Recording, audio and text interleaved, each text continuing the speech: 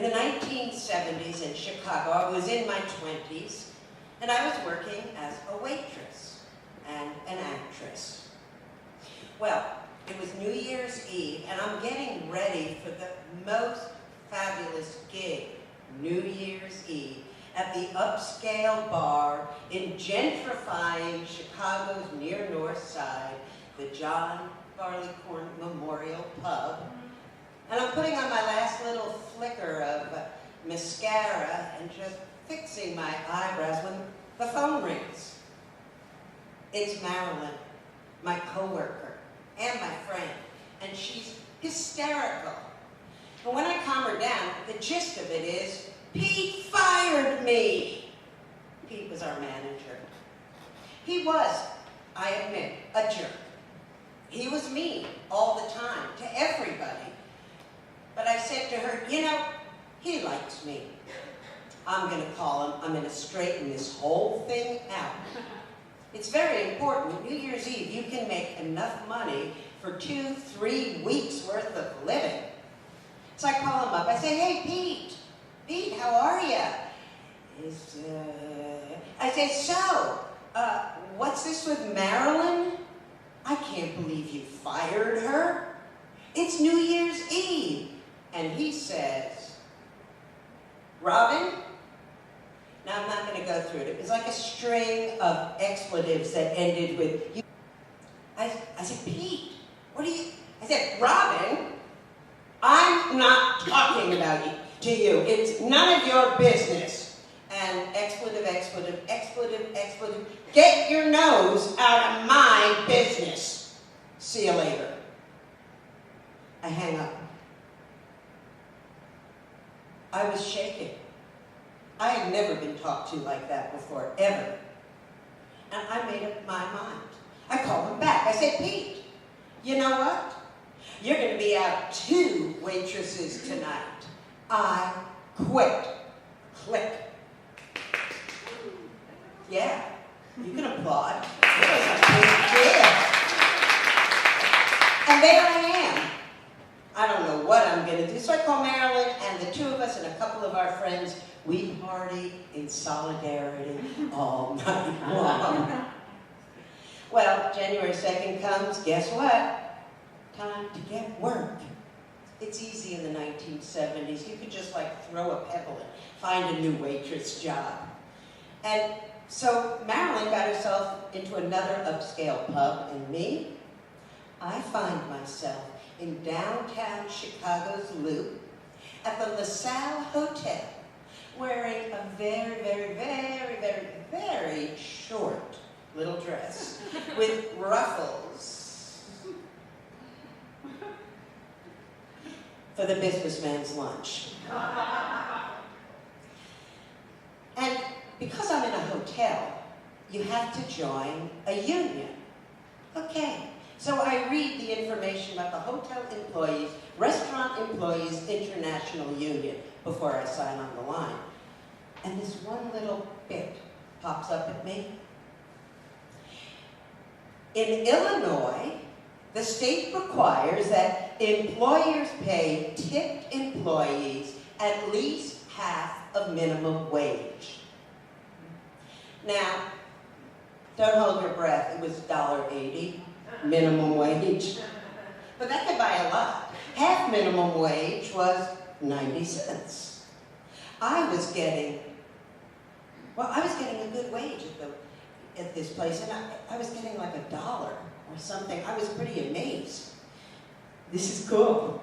No one had ever explained anything like that before in all the waitress jobs I'd had. And then I started thinking back to the Barleycorn. They had paid me 60 cents an hour. 60 cents an hour. 90 minus 60 equals 30. And then I started thinking, I had worked there 2.5 years. I had worked 30 hours a week. Every hour I worked there, I was losing 30 cents. Okay, 30 cents, this is higher math. 30 cents times 52 weeks times 30 hours times 2.5. You do the math. Anyway, it was a lot of money.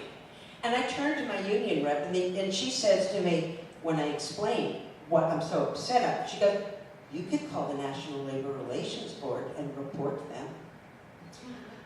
The NLRB. I'd never heard of them. But I liked the idea. I was still mad at Pete. And so I go home after work, and I make a phone call, and I talk about it, and I hang up. I don't know what's going to go on. It just seemed like a very pleasant conversation with a very boring man. And I just let it go. Well, 2 weeks later, I get a phone call. At 4 o'clock, I'm home from work. Robin, it's Pete. Remember me? How are you? We miss you.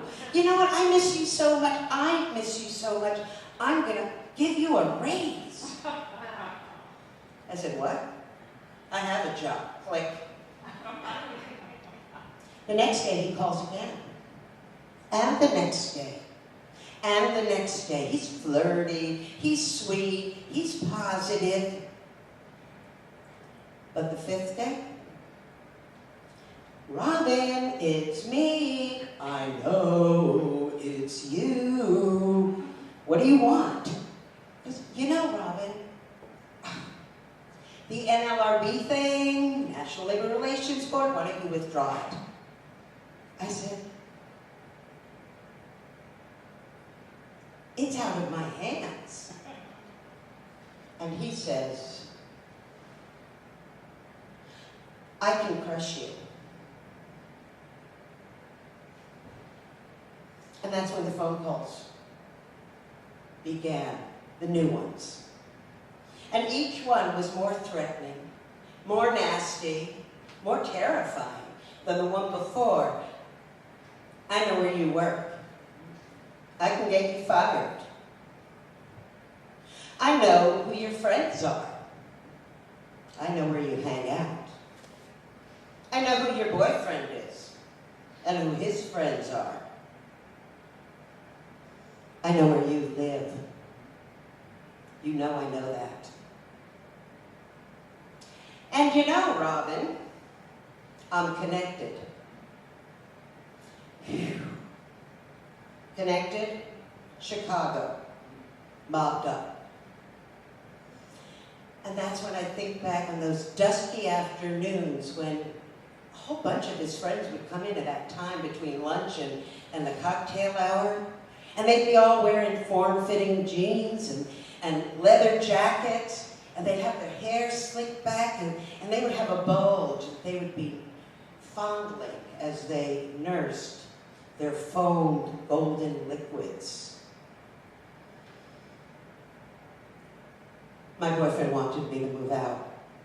I said, no, I'm not giving in. He moved in with me.